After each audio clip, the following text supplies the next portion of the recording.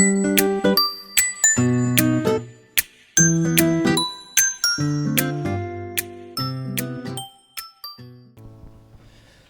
우리에게 주신 성경 말씀은 사도행전 2장 43절에서 47절 말씀입니다. 사람마다 두려워하는데 사도들로 말미암아 기사와 표적이 많이 나타나니 믿는 사람이 다 함께 있어 모든 물건을 서로 통용하고 또 재산과 소유를 팔아 각 사람의 필요를 따라 나눠주며 날마다 마음을 같이하며 성전에 모이기를 힘쓰고 집에서 떡을 떼며 기쁨과 순전한 마음으로 음식을 먹고 하나님을 찬미하며 또 온 백성에게 칭송을 받으니 주께서 구원받는 사람을 날마다 더하게 하시니라. 아멘. 2024년 새해 첫 주일입니다. 올 한 해도 이렇게 매주일 등대교회에서 하나님을 예배하는 모든 성도들에게 살아계신 하나님께서 주 안에서 형통케 하신 은혜 주시기를 기도합니다. 우리 하나님께서 우리 등대교회를 향한 놀라운 계획을 올해 구체적으로 실현시켜 주시기를 기대합니다. 특별히 감사하게도 건강한 사역들을 감당하기 위해서 하나님께서는 우리 등대교회에 좋은 멤버십을 허락하셨습니다. 참 좋은 지체들과 함께 신앙생활을 하는 것이 담임 목사로서 굉장히 기쁘고 또 자랑스러워요. 자, 오늘 본문의 사도행전 2장 말씀입니다. 예수님께서 십자가에서 온 인류의 죄를 대신해서 죽으시고 그리고 3일 만에 부활하셔서 제자들과 그리고 또 많은 사람들을 만났어요. 그리고 하늘로 올라와 가시면서 너희는 이 예루살렘을 떠나지 말고 성령이 오실 텐데 기다려라, 성령을. 그래서 제자들과 120명의 성도들이 마가의 다락방에서 성령을 기다립니다. 그때가 오순절 날이었습니다. 호련히 하늘로부터 급하고 강한 바람과 같은 소리가 있어 마가의 다락방에 가득했습니다. 한번 상상해 봤습니다. 급하고 강한 바람 같은 소리. 성령의 역사는 그렇게 시작했습니다. 그리고 각자에게 불의 혀같이 갈라지는 것들이 임했어요. 성령의 충만함을 받았던 거죠. 그리고 성령의 말하게 하심을 따라서 각자 다른 언어로 말을 하기 시작했습니다. 방언입니다. 전 세계에 흩어졌던 유대인들이, 디아스포라 유대인들이 이 오순절 절기를 맞이해서 예루살렘 성전으로 모이는 거예요. 이 오순절 날 다 모이는 거예요. 전 세계라는 것은 여기서 뭐 아프리카도 있을 수 있고 아시아도 있을 수 있고요. 뭐 이렇게 유럽, 이렇게 멀리 흩어져 살던 유대인들이 다 모이는 겁니다. 오순절기를 맞이해서.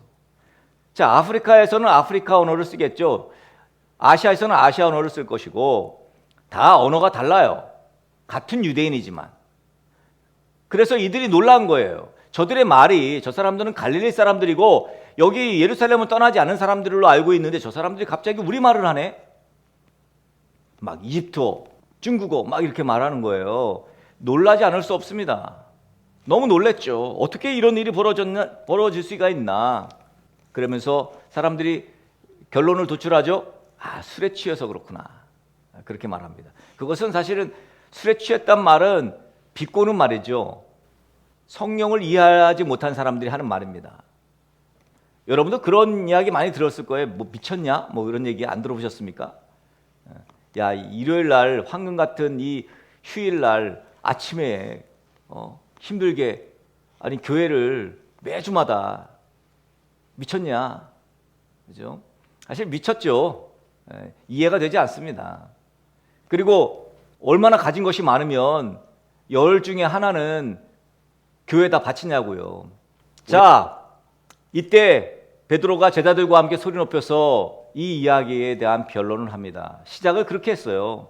여러분, 이들은 술에 취한 것이 아닙니다. 지금 제3시인데 어떻게 술에 취했겠습니까? 이 말은 제3시는 아침 9시를 가리킵니다. 지금 아침 9시인데 어떻게 술에 취한다는 게 말이 됩니까? 여러분, 아침 9시에 누가 술을 먹습니까? 하기야 요즘 뭐 아침에 먹는 사람들도 있죠. 술 워낙 좋아하는 사람들요. 베드로는 지금 마가의 다락방에 성령 받은 이 사람들은 술에 취한 것이 아님을 확실히 말하고 그러면서 선지자 요엘이 하신 말씀을 전합니다. 누구든지 주의 이름을 부르는 자는 구원을 얻으리라. 그리고 다윗을 거론하죠. 하나님께서 예수님을 모든 인류의 죄를 대속하시려고 십자가에 죽게 하신 분이 바로 하나님이다.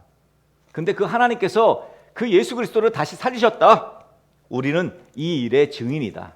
그리고 성령을 우리에게 주셨고 너희가 지금 성령을 우리에게 주신 그 결과를 지금 보고 있는 것이다.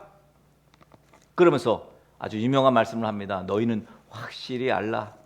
너희가 십자가에 못 박은 유대인들이죠. 너희가 십자가에 못 박은 이 예수를 하나님이 주와 그리스도가 되게 하셨다. 그렇게 베드로가 선포합니다. 도무지 베드로의 입에서 나올 수 없는 언어 구사예요. 성령으로 충만해지면 나오는 역사죠. 그러자 사람들이 이 말에 너희가 십자가에 못 박은 이 예수를 하나님이 주와 그리스도가 되게 하셨다. 이 말에 사람들은 마음에 찔렸다고 그렇게 성경은 말합니다. 마음에 찔려. 이 마음에 찔렸다는 말을 원어로 찾아보니까요. 이런 뜻이에요. 말발굽의 패인. 이런 뜻이에요. 말발굽의 패인. 그 정도로 충격을 받은 거예요. 그래서 마음에 찔린 거죠. 그런 다음에 뭐라 그래요? 우리가 어떻게 하면 되겠습니까? 우리가 어찌할꼬? 그러자 베드로가 너희가 회개하고 각각 예수의 이름으로 세례를 받고 죄 사함을 받으면 성령을 선물로 받을 것이다. 여러분, 회개 그리고 예수 이름으로 세례, 죄 사함을 받고 성령을 선물로 받는 거예요. 이 코스입니다. 코스. 일단 회개가 먼저예요. 그리고 세례를 받아야 합니다. 그리고 죄 사함을 받습니다. 그리고 성령을 선물로 받아요. 그럼 돼요. 이 약속은 너희와 너희 자녀들 모든 먼데 사람들을 포함해서 하나님 부르시는 자들에게 약속하신 것이다. 이 베드로의 말을 듣고요. 사람들이 회개합니다. 그리고 세례를 받습니다. 몇 명이? 3,000명이. 이들은 사도의 가르침을 받아 서로 교제하고 떡을 떼고 오로지 기도에 힘썼다. 그러고 난 다음에 오늘 본문이 나오는 거예요. 오늘 본문에 뭐라래요? 모든 사람들이 두려워했다. 먼저 두려워했다고 나옵니다. 두려웠겠죠. 얼마나 두려웠겠습니까? 사람마다 두려워하는데 사도들로 말미암아 기사와 표적이 많이 나타나니 여러분 한번 생각해 보십시오. 3,000명이 무릎 꿇고 회개하고 세례를 받습니다.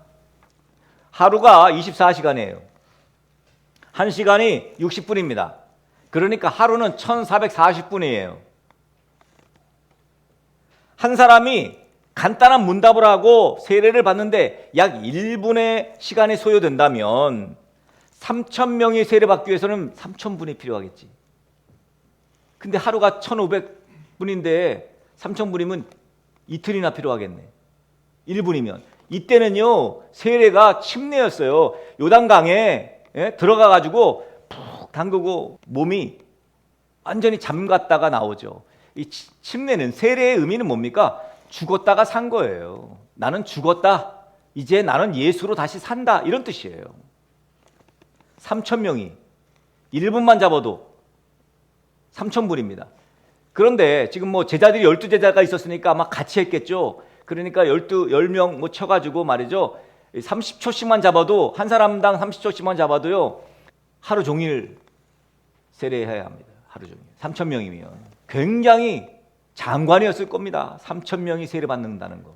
나중에 여러분 사도행전을 읽으시면, 여긴 지금 2장입니다만 4장에 넘어가면요, 4장에 또 말씀을 듣고 5,000명, 그것도 남자만 5,000명이 회개하고 세례받습니다.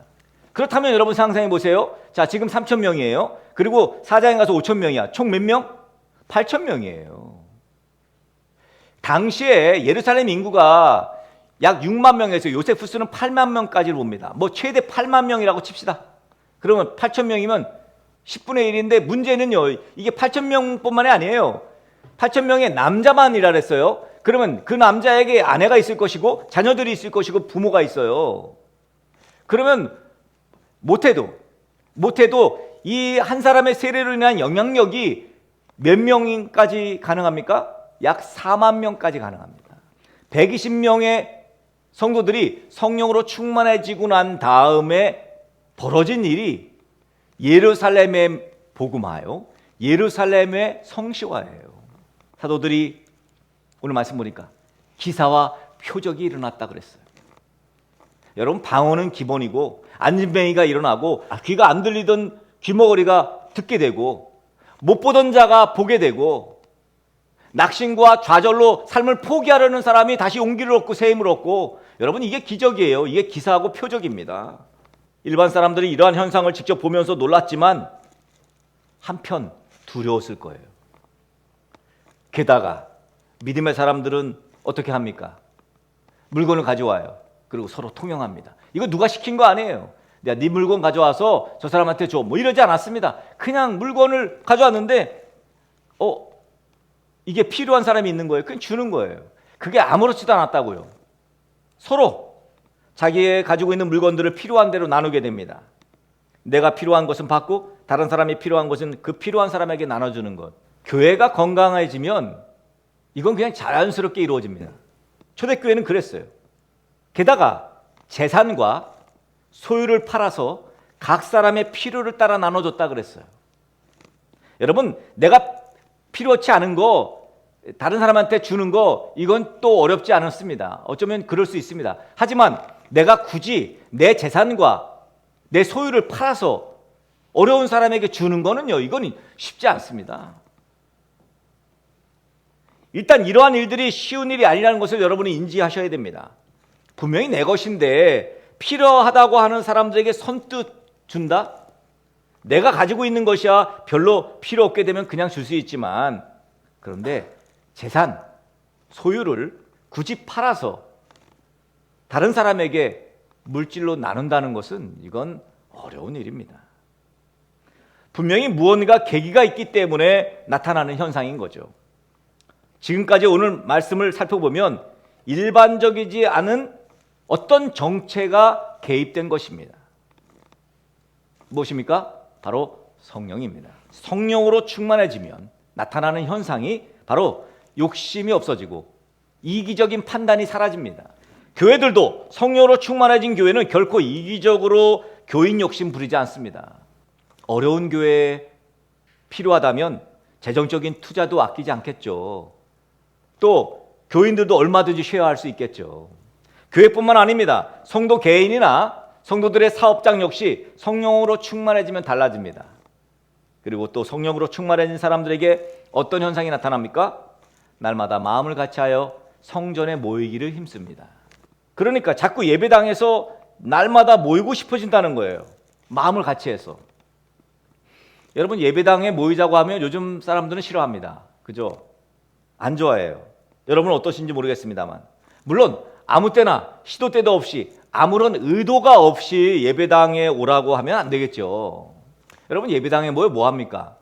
날 부르신 뜻, 내 생각보다 크신 하나님을 찬양하죠. 찬양합니다. 또 함께 모여서 기도하죠. 예배하는 것입니다.